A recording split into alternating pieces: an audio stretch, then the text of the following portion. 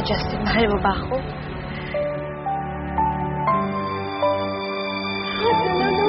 Mahal. Iniiwan ako.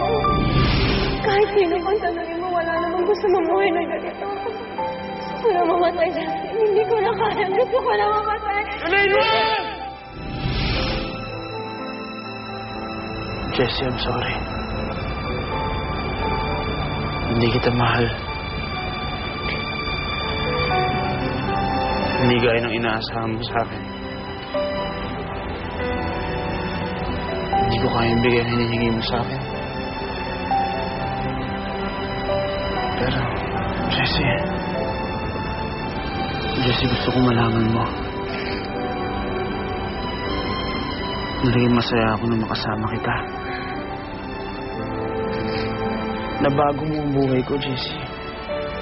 Simula na magkasama tayo. Nagbago ako. Justin, hindi mo na kailangan bigyan ng consolation. Dahil kahit ano pang sabihin mo sa akin, wala na rin yung epekto. Tulad na rin ng sinabi mo,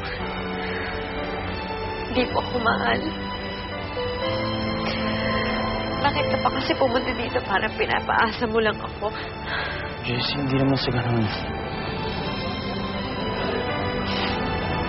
Iniisip ko rin naman ang kapakanan mo eh.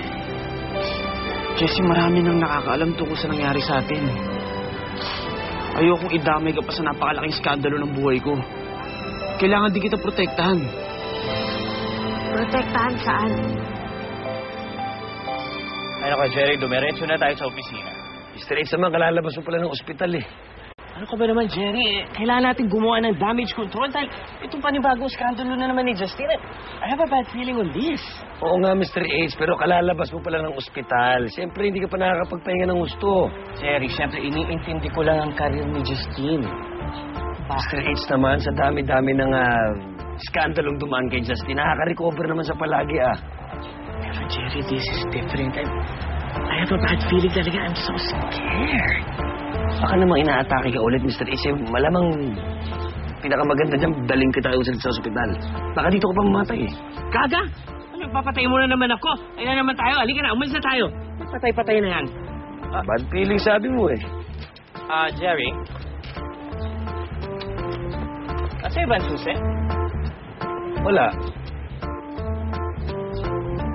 Nasa akin pala. Hop, itulak mo muna ang kotse. Alam mo naman ito, ditulak para match back. Justin, magkasama tayo nang pumilma tayo ng kontrata. Alam ko kung anong dapat kong harapin. Kaya huwag mo na akong alalahanin pa. Tulad naman sa sinabi ko sa'yo, di ba? Small but terrible ako.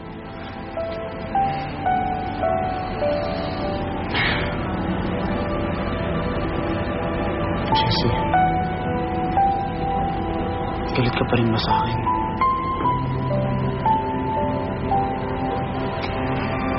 Hindi.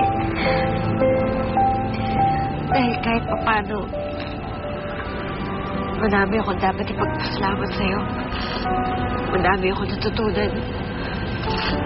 Jessie, I wish you all the happiness in the world.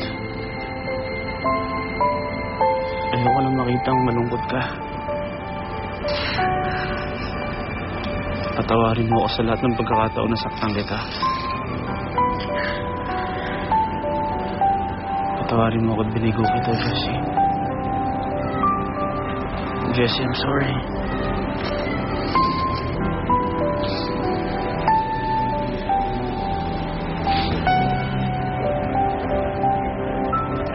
Jessie.